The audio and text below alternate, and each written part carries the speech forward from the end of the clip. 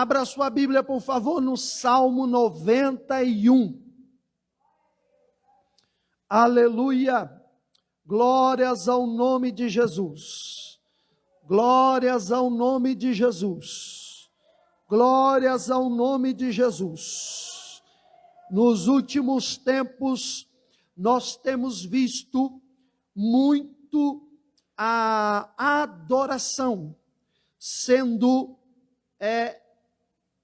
de certa forma,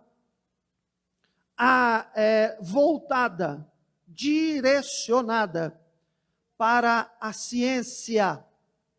Nunca como antes a ciência tem sido o alvo de toda a honra e toda a glória.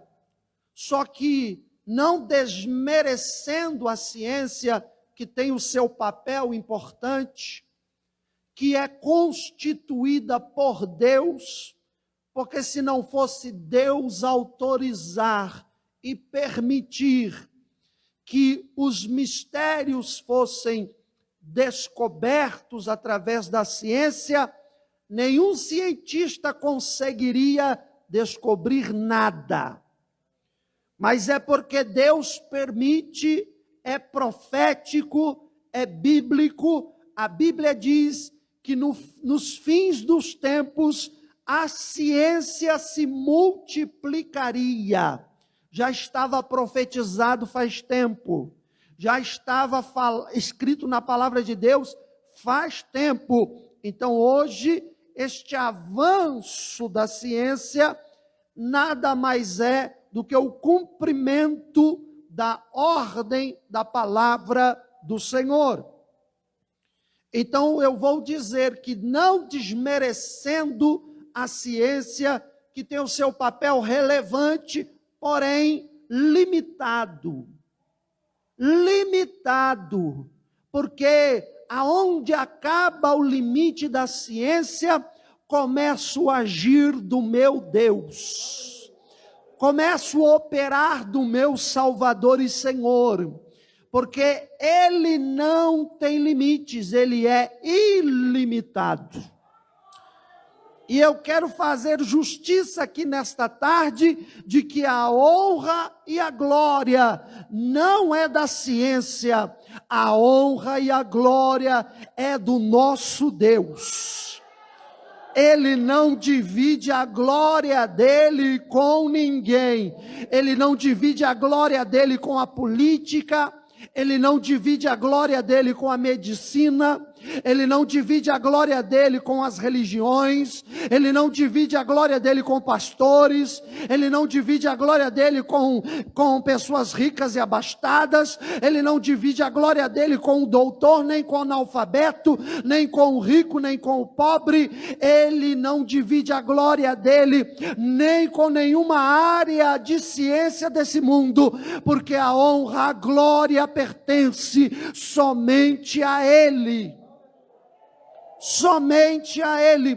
Por isso que você tem visto que ultimamente este pastor que vos fala tem focado em nossos cultos que devemos adorar, que devemos dizer glória a Deus, que devemos dizer adorado seja o nome do Senhor. Por quê? Porque nós, como igreja, ainda que lá fora nenhuma instituição dê glórias a Ele, nós como igreja e como noiva do Cordeiro, estamos aqui para dar glórias ao santo nome dEle, para adorá-lo acima de qualquer circunstância. Salmo 91 e apenas o versículo 1. Salmo 91 e apenas o versículo 1. Ou, como você preferir, alguns chamam o salmo de número, outros chamam de capítulo. Fica essa... Chama de capítulo se você gostar, chama de número se você gostar. Salmo 91, verso 1 diz assim: aquele que habita no esconderijo do Altíssimo, à sombra do Onipotente descansará. É um versículo pequeno, acho que dá para você repetir comigo. Vamos lá? 1, 2, 3. Aquele que habita no esconderijo, à sombra descansará. Ok, só tem um porém. Você leu muito rápido. Aquele que habita no esconderijo do Altíssimo, à sombra do Onipotente descansará. Você, não, pausadamente. Vivencie, coloca os teus olhos aqui e leia com fé, leia diferente. Aquele que habita no esconderijo do Altíssimo, à sombra do Onipotente, descansará.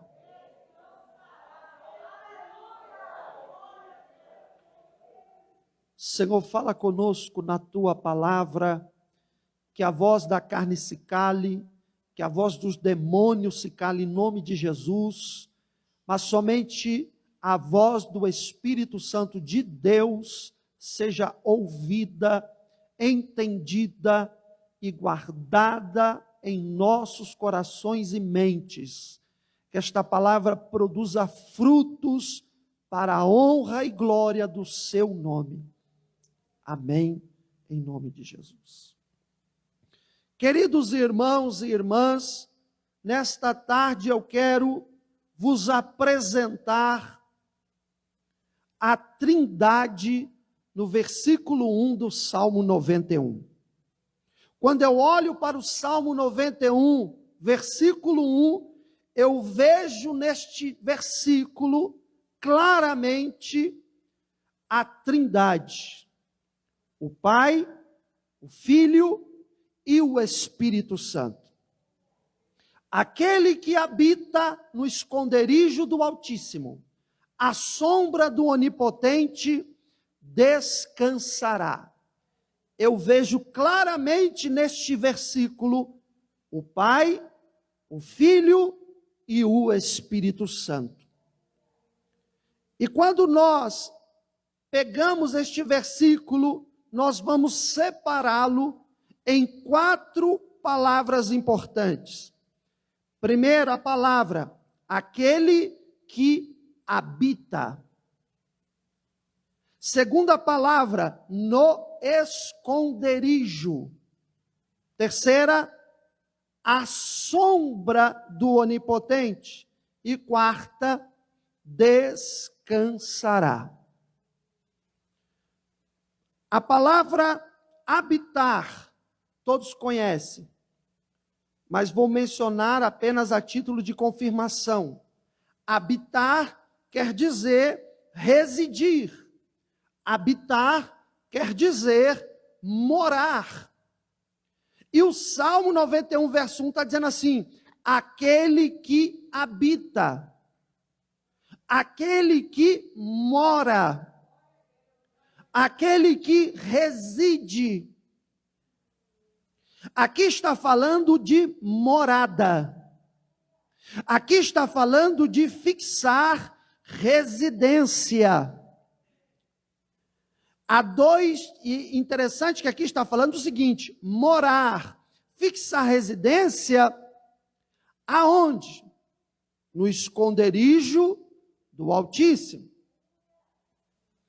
Há 2 tipos de crente nas igrejas.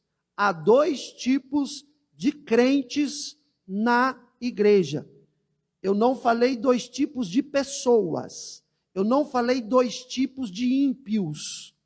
Eu não falei 2 tipos de pessoas que não conhecem a Cristo. Eu falei há 2 tipos de crentes. Crente já é aquele que é salvo. Crente já é aquele que já se entregou a Jesus. Crente é aquele que já de alguma forma conhece a Sagrada Escritura. Há dois tipos de crente na igreja. Há dois tipos de crente no templo. Há dois tipos de crente na casa do Senhor. O primeiro é o crente que habita, é o crente que mora, é o crente que reside. O segundo é o crente que visita. Deus não chamou você para visitar a casa dele. Deus não chamou eu e você para nós sermos visitas aqui. Deus não chamou eu e você para virmos aqui de vez em quando. Deus está falando conosco, aquele que habita,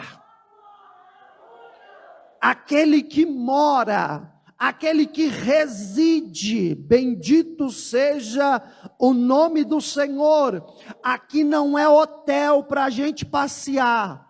Aqui não é casa de fim de semana de praia para a gente visitar. Aqui é a nossa residência, aqui é a nossa casa, aqui é a casa do nosso Pai, e é aqui que nós devemos habitar.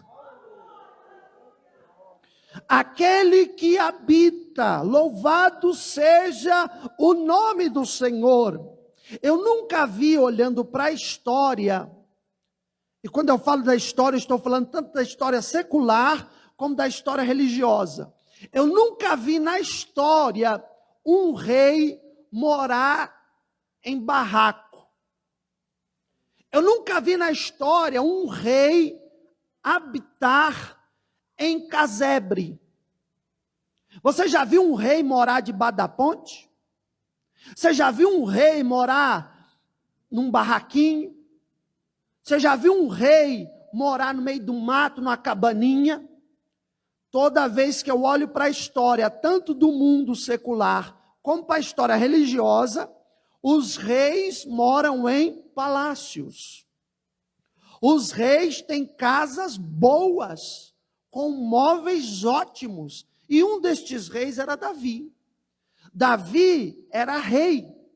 E Davi morava no palácio real, na casa real. Então, certamente, o palácio de Davi era lindo. Certamente, os móveis de dentro da casa eram espetaculares. Com certeza, a mesa de jantar da casa de Davi era a melhor mesa do reino. Com certeza, o sofá da casa de Davi era o melhor sofá do reino. Com certeza, o quarto e os cômodos do palácio do rei Davi eram lindos. Quando você assiste na televisão, que passa algumas cenas, assim, rápidas, do palácio de Buckingham, não sei se eu me expressei corretamente, que está lá na Inglaterra, onde mora a rainha Elizabeth. Quando passa algumas cenas daquele palácio e mostra o lado de dentro, nós ficamos de que maneira? Uau, que lindo! É verdade ou não é? Quem já viu? Eu já vi comercial passando, ou alguma reportagem sobre o Reino Unido, e passando a família real, e passa alguns salões, alguma repartição do palácio da rainha Elizabeth. Já tive a oportunidade, para a glória de Deus, de ir lá. Já tive a oportunidade de chegar no portão do palácio da rainha. Não podia entrar do portão para dentro. Mas lá do lado de fora, eu já pude ver com os meus olhos a dimensão da casa dela. O quanto aquilo é grande, bonito e muito rico. Para você ter ideia, nos portões do palácio, tem objetos de ouro no portão. Imagina lá dentro. Então o palácio que Davi habitava, com certeza era lindo, extraordinário. Móveis de ouro, pedras preciosas, com certeza havia muita coisa chique, bonita, cara, de primeira linha, na casa do rei Davi. Mas interessante que um dia, Davi morando nesta casa, que é dele como rei, Ele disse assim: olha, gosto muito dessa casa, acho linda esta casa, amo morar aqui, mas eu vou dizer uma verdade. Qual é a verdade que você vai dizer, Davi? Olha, tem uma casa que é muito melhor do que essa minha aqui. Tem uma casa que é melhor do que esse palácio meu aqui. Tem uma casa que é 1000 vezes melhor do que a minha de rei. Davi, qual é a casa que você está cobiçando? Porque em todo o reino, ninguém tem uma casa igual a sua. Qual é a casa que você está almejando? Não, eu não estou almejando roubar a casa de ninguém. Eu não estou almejando tirar a casa de ninguém. Na verdade, como está escrito na Bíblia Sagrada, lá no Salmo de capítulo número 27 e versículo de número 4, eu, rei Davi, eu tenho pedido uma coisa para Deus. O que você tem pedido, Davi? Eu tenho pedido isso aqui: uma coisa pedi ao Senhor e a buscarei, que possa morar na casa do Senhor todos os dias da minha vida, para contemplar a formosura do Senhor e aprender no seu templo. Louvado seja o nome de Jesus. O palácio de Davi era maravilhoso, tudo que tinha lá era muito bom, mas Davi desejava, queria, orava e buscava morar, habitar no esconderijo do Altíssimo. O próprio Davi escreveu numa outra passagem, quem está entendendo diga amém, olha para mim, o próprio Davi disse numa outra passagem assim: mais vale um dia na tua casa do que 1000 dias em qualquer outro lugar.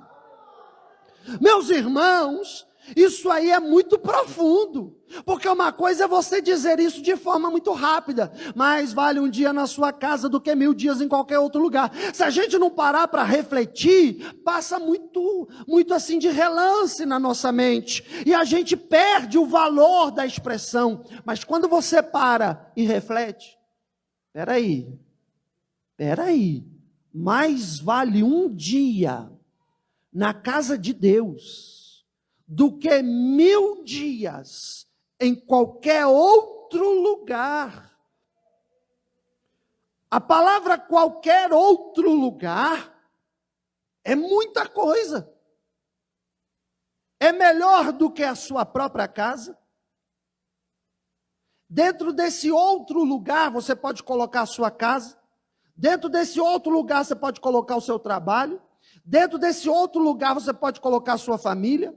Dentro desse outro lugar você pode colocar alguma cidade que você acha a cidade mais linda do mundo. Algum hotel que você acha o hotel melhor do mundo. Alguma praia que você julga ser a melhor praia do mundo. Alguma época ou situação da sua vida que você considera que foi a melhor época da sua vida. Você pega tudo isso e coloca dentro do outro lugar e compara com a casa de Deus. E Davi está dizendo assim: vale mais a pena na casa de Deus. Vale mais a pena do que na minha casa. Vale mais a pena do que no meu trabalho. Vale mais a pena do que na praia. Vale mais a pena do que hotel. Vale mais a pena do que família. Vale mais a pena do que churrasco. Vale mais a pena do que shopping. Vale mais a pena do que cinema. Vale mais a pena do que qualquer outra coisa. É eu estar na casa dele, aprendendo no templo, louvando e adorando o nome dele. Quantos concordam com esta verdade escriturística? Não é palavra de pastor, está na Bíblia. Se você não concordar com isso, então você precisa rasgar a Bíblia. Mas é a Bíblia que está dizendo que aqui vale mais. Que aqui é que é o seu lugar. Que é aqui que você deve ficar. Que é aqui que você deve vir. É a Bíblia que está dizendo. Oh, glória, aleluia. Um minuto para você levantar a sua mão e agradecer por estar no melhor lugar. A comparação é 1 para 1000. Um dia aqui vale por 1000 dias em qualquer outro lugar. 1 para 1000. Se você pegar 1000 e dividir por 365, que são os dias para dar um ano, 1000 dias dá quantos anos? 1000 dias vai dar 3 anos, ou 2 anos, quase 3. Davi está dizendo assim: cada um dia que eu estou na tua casa, eu estou ganhando 2 anos e meio na minha vida. Cada um dia que eu estou neste lugar, vale por 2 anos e meio em qualquer outro. Por isso que você não pode ser um crente da categoria do visitante. Quando eu falo visitante, não é um crente que vai e visita uma igreja, não é isso. É o contexto do que eu preguei aqui no início do sermão. É aquele crente que não habita na casa de Deus. É aquele crente que só vai na igreja uma vez na vida ou outra na morte. Se desde quando começou 2021, quantas vezes você foi na casa do Senhor? Desde quando começou esse ano, quantas vezes você esteve na presença, na casa dele? Pastor, na presença de Deus eu estou o tempo todo, mas na casa dele. Então veja, nós tivemos, é claro, alguns impedimentos, teve lockdown, teve isso, teve aquilo, que nós não pudemos abrir. Mas agora que nós pudemos funcionar dentro dos limites estabelecidos pelas autoridades, eu te pergunto, tu ainda vai escolher o lado de lá, ou tu vai escolher habitar no esconderijo do Altíssimo? Continuando, ele está dizendo que habitar, ele pediu a Deus que ele possa morar na casa de Deus. Além de morar na casa de Deus, de estar na presença de Deus, significa habitar também, é habitar no próprio Deus. É você querer fazer, você querer intimidade, você querer relacionamento com Deus. E Deus, ele, quando ele vê isso, ele gosta de dar o troco. Que isso, pastor? Deus dá troco? Dá. Deus dá troco. Todo crente que quer morar com Deus, Deus pega e dá um troco nele. Onde é que está escrito isso, pastor? Está lá em João 14, versículo 23. Por quê? Porque quando você habita e mora em Deus, Deus quer dar o troco, ele também quer morar em você. Esse é o troco dele. Você quer morar em mim? Então eu também quero morar em você, vou te dar o troco.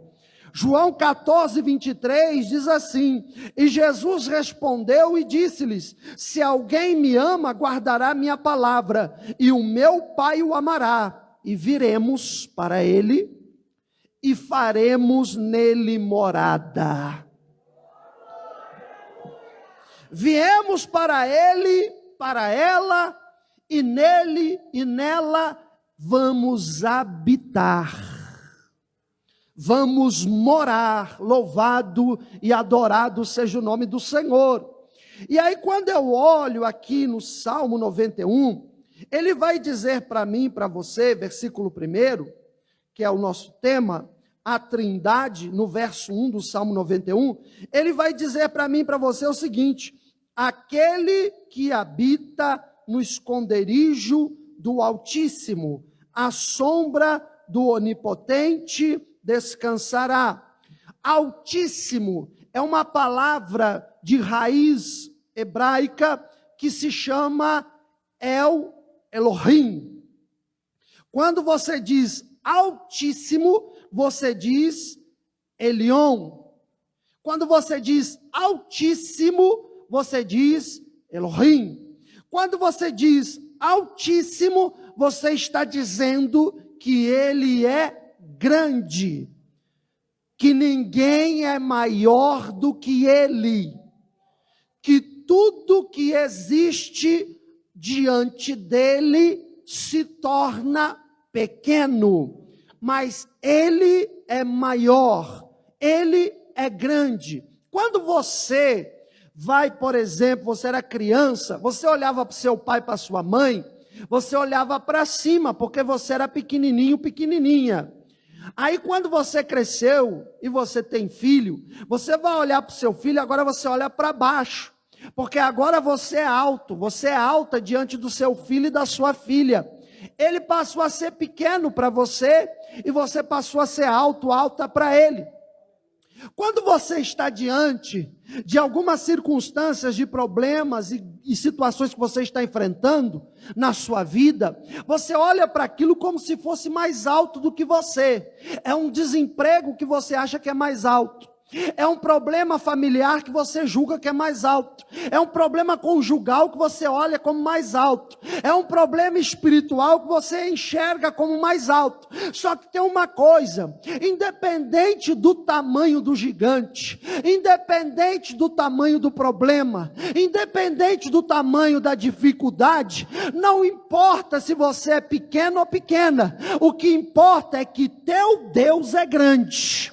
O que importa é que teu Deus é maior do que o problema, que teu Deus é maior do que a dificuldade, que teu Deus é maior que o desemprego, que o teu Deus é maior do que a doença, que o teu Deus é maior do que o diabo, que o teu Deus é maior do que os anjos, que o teu Deus é maior do que o inferno, que o teu Deus é maior do que os homens, que o teu Deus é maior do que qualquer problema que você esteja enfrentando hoje. Não apresente para você o problema, mas apresente para o problema o seu Deus. O teu Deus é maior, Ele é altíssimo, Ele é El Elyon, Ele é Elohim, Ele é grande, Ele é grande. Eu vou repetir, irmão, porque é incrível. Às vezes eu recebo mensagem, ou às vezes alguém vem conversar comigo, né? Às vezes nem é daqui da igreja, é de congregação, ou às vezes é de outro lugar, e a pessoa vira e fala assim: pastor, ora por mim. Amém, vamos orar. O que está acontecendo? Pastor, o meu problema é muito grande. Quando a pessoa fala isso para mim, a primeira coisa que vem na minha mente é: e não conhece o Elion, não conhece o Elohim, não conhece o Altíssimo, porque se conhecesse o Altíssimo, jamais iria dizer: o meu problema é muito grande. Apenas ia dizer: pastor, ora, porque o meu problema precisa ser apresentado a um Deus grande. Ele é maior do que qualquer coisa, Ele está acima de qualquer coisa. Você não serve um Deus pequeno, você não serve um Deus diminuto, você não serve um Deus qualquer. Lá fora, eles servem deuses que têm olhos, mas não vê, que têm ouvidos, mas não ouve, que têm boca, mas não fala, que têm mão, mas não apalpa, que têm pernas, mas não anda. Mas eu e você não. Eu e você servimos um Deus que tem olhos e vê, que tem ouvidos e ouve, que tem boca e fala, que tem mão e toca, que tem pernas e anda. Eu e você servimos um Deus na linguagem do antropoformismo, que é dar a Deus as mesmas ações humanas. Sabemos que Deus é espírito, mas eu e você servimos a um Deus que Ele faz o cego ver, faz o mudo falar, faz o surdo ouvir, faz o paralítico andar. Oh, glória! Oh, irmão, se você serve um Deus grande, levante suas mãos e dê glória ao nome desse Deus. Aqui não é proibido dar glória, não. Aqui não é proibido dizer aleluia, não. Aqui não tem sininho para poder te censurar, não. Aqui você tem liberdade de adorar em espírito e verdade. Aqui você tem liberdade de falar em línguas, de ser cheio, renovado e renovada no Espírito Santo. Meus irmãos, a Covid-19 perto dele, que tamanho tem? Se perto de mim e de você, ela não tem nem tamanho, precisa de aparelho para enxergar, porque é microscópica. Se perto de mim e de você, que somos seres humanos, ela não tem tamanho, você imagina perto de Deus. Você imagina perto de Deus o que é um vírus de Covid ou de qualquer outra doença que você possa imaginar. Perto de Deus não é nada, não é ninguém. Está a serviço dEle, controlado por Ele, limitado por Ele, e vai só até onde Ele autorizar. Se ela está aí, é porque ele autorizou. Ah, pastor, então Deus tem prazer na morte? Não, a Bíblia diz que Deus não tem prazer na morte do ímpio. Ele quer que o ímpio se salve. Mas o justo, Deus não fica triste porque o justo morre. Tem um monte de crente que já morreu, tem pastor que já morreu dessa doença, e Deus não fica triste com isso não. Sabe por quê? Porque é o contrário, Deus está promovendo seus servos à mansão celestial. Deus está recompensando os filhos dele para ir para um lugar extraordinário e maravilhoso chamado céu. Eu creio no céu. Você crê no céu?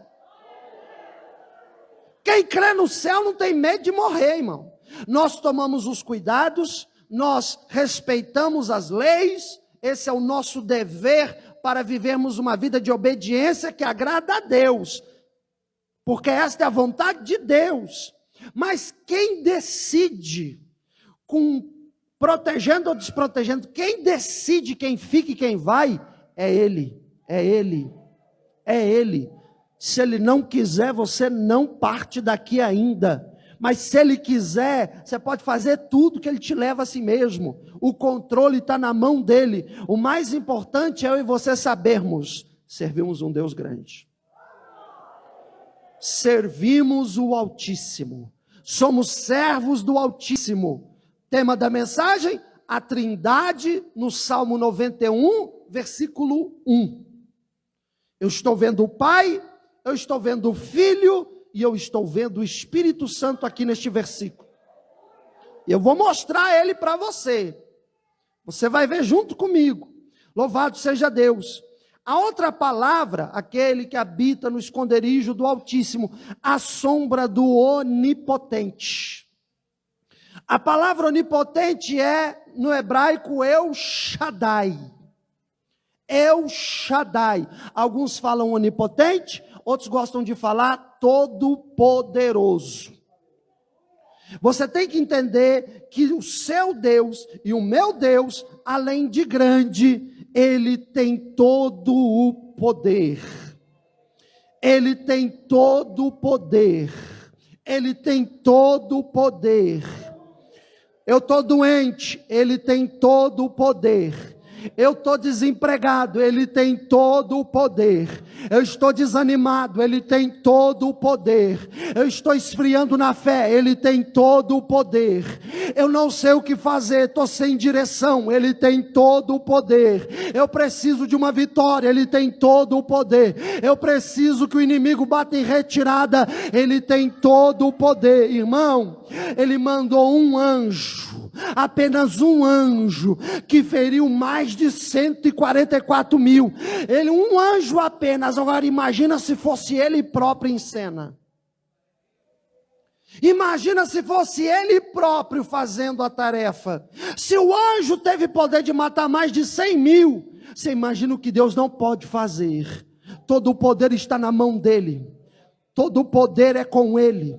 Ninguém é mais poderoso do que Ele. Ninguém consegue ter mais poder do que Ele. Uma certa ocasião, Jó, quando passava pela prova, disse assim: Senhor, começou a fazer algumas perguntas para Deus. Deus então aparece para Jó e fala assim: eu vou começar a te perguntar agora. Agora é minha vez de perguntar. E você que vai responder. E Deus começou a falar com Jó: onde você estava quando eu colocava o nome em cada estrela do céu? Ei, Jó, onde você estava quando eu coloquei o firmamento? E eu fiz a separação entre os firmamentos. Onde você estava? Pode você me dizer onde é o limite que eu coloquei para o mar, dizendo para o mar: você vem até aqui e daqui para frente você não pode passar? E passa ano, vem ano, chove, chove, chove, chove, chove, dá enchente, os rios enchem, o rio desemboca no mar e o mar não transborda, continua no limite que Ele colocou, porque Ele tem todo o poder. Ei, Jó, onde você estava? Sabe você me dizer como que é feito o ser humano dentro do ventre? Nem poeira sua existia, Jó, e eu já estava fazendo todas as coisas. Então Jó cai em si e fala assim: Senhor, bem sei que tudo podes. Aleluia, bem sei que tudo podes. Ele estava dizendo: tu és o El Shaddai, tu és o Todo-Poderoso. Você serve um Deus grande e poderoso, extraordinário. E onde está a Trindade aqui, eu vou mostrar para você. Ele vai nos dizer assim, que nós devemos nos esconder no esconderijo do Altíssimo. Quem é o Altíssimo? Quem é o Altíssimo? Na Trindade. Na Trindade você tem o Pai, o Filho e o Espírito Santo. Quem é o Altíssimo na Trindade? É o Pai. O Pai é o Altíssimo. Aqui está dizendo aquele que habita no esconderijo do Altíssimo. O Altíssimo é o Pai. Já vemos aqui a primeira pessoa da Trindade revelada. O Altíssimo é o Pai. Diga, o Altíssimo é o Pai. Ok. Onde está o Filho aqui? Onde está Jesus aqui? Jesus é o esconderijo. Calma, não deixa dar nó na cabeça não, que eu vou te mostrar na Bíblia. Jesus é o esconderijo. A Bíblia fala que ninguém consegue ver a Deus face a face e fica vivo. Pastor, mas Moisés falava com Deus face a face. Não, senhor. Deus é que falava com Moisés.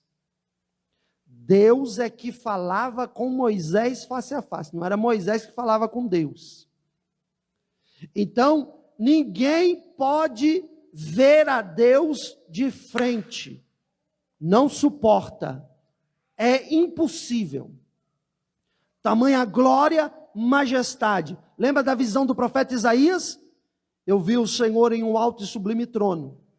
E quando ele contemplou aquela visão, ele falou: ai de mim que estou perecendo, sou um homem de impuros lábios. Aí o anjo pega uma brasa quatenaz, voa até Isaías, toca nos seus lábios e diz: é perdoada a tua iniquidade. Isaías não morreu diante do trono, porque Deus o purificou com a brasa e lhe perdoou. Porque pecado não pode ficar vivo na presença de Deus. O salário do pecado é a morte. Pecado não sobrevive diante de Deus. Eis aí a dica, pega a visão. Quer ter uma vida santa? Se aproxima do Pai. Quanto mais longe do Pai você fica, mais o pecado entra. Quanto mais perto você fica do Pai, o pecado tem que morrer. O pecado morre e você ganha uma vida de santidade. Aí você não pode ter um acesso direto a Deus. Então, para você alcançar um acesso ao Altíssimo, você precisa do esconderijo. Dá um exemplo, pastor, vou te dar. Caixinha de fósforo. A caixinha de fósforo, você pega um palito, coloca dentro da caixinha, fecha a caixinha. A caixinha não é o palito. O palito está escondido dentro da caixinha. E aí você pega a caixinha com o palito dentro e coloca dentro do seu bolso. O palito se escondeu dentro da caixinha, que escondeu dentro do seu bolso. Jesus disse assim: ninguém vem ao Pai a não ser por mim. Jesus é a caixinha. Ninguém vem ao Pai a não ser por mim. Aí eu e você nos escondemos em Cristo, que nos esconde em Deus. Pastor, está complicado. Prova, Colossenses capítulo 3, e versículo de número 3, diz assim: porque já estáis mortos, e a vossa vida está escondida com Cristo em Deus. Porque já estáis mortos, e a vossa vida está escondida com Cristo em Deus. Com Cristo em Deus. Com Cristo em Deus. Colossenses capítulo 3, versículo 3. O Altíssimo é o Pai, e o esconderijo é Jesus. Aquele que habita no esconderijo do Altíssimo, aquele que mora, reside no Filho, estará escondido com Deus. O esconderijo do Altíssimo é o seu Filho Jesus Cristo. Quando eu e você entregamos a nossa vida a Jesus, nós estamos dizendo: Jesus, me esconde no Altíssimo, me esconde no Pai. Então aqui já vemos que é revelado o Pai e é revelado o Filho. E onde é que está o Espírito Santo? A Bíblia diz aqui no Salmo 91, verso 1: aquele que habita no esconderijo do Altíssimo, à sombra do Onipotente, descansará. Descansará. Pastor, onde está o Espírito Santo aqui? O Espírito Santo é a sombra. O Espírito Santo é a sombra. Lembra do que eu falei agora há pouco? Ninguém pode contemplar a Deus face a face. Ninguém consegue olhar para o sol, olho no olho. Aí está aquele dia de sol quente, céu azul, sol bem forte, ao meio-dia. Você não olha direto para o sol, para contemplar a beleza do sol, para dizer: olha que sol lindo. Por quê? Porque os seus olhos não suportam ver. Os seus olhos não aguentam. Paulo tentou olhar para a glória de Deus. Paulo tentou olhar para a face de Deus. Não aguentou, ficou cego 3 dias. Quando ele está a caminho de Damasco, e Jesus fala com ele: Paulo, por que me persegues? Duro para ti é calcitar contra os agrilhões? Ele fala: quem és? Ele: eu sou Jesus Cristo.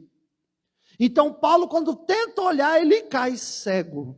3 dias, porque ninguém consegue contemplar comparativamente, não que o sol seja um Deus, mas apenas para você entender que a glória do nosso Deus é mais forte do que um sol.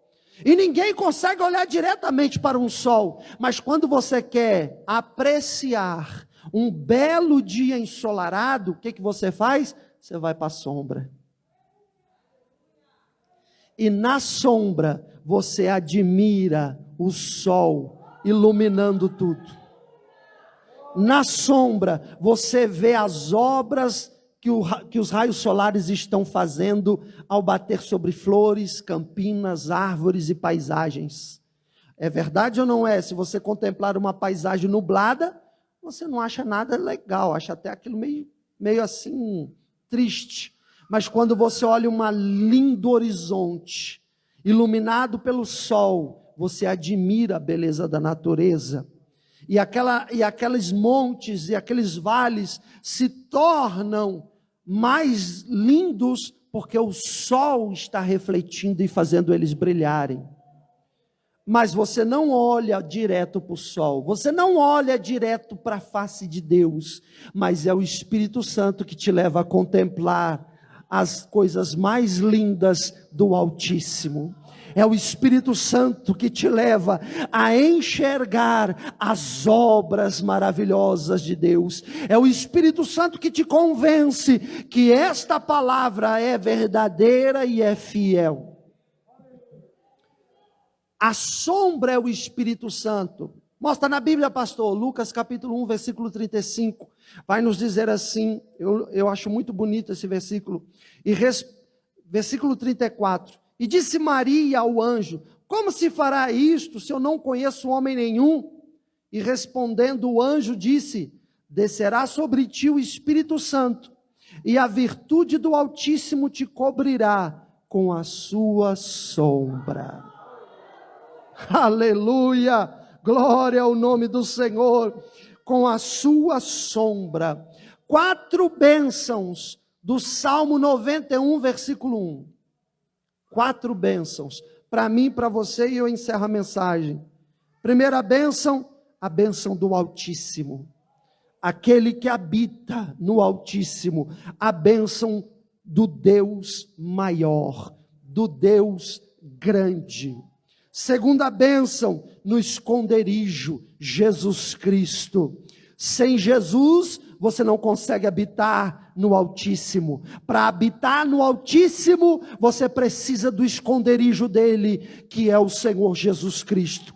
Para habitar no Altíssimo, você precisa entregar a sua vida a Jesus.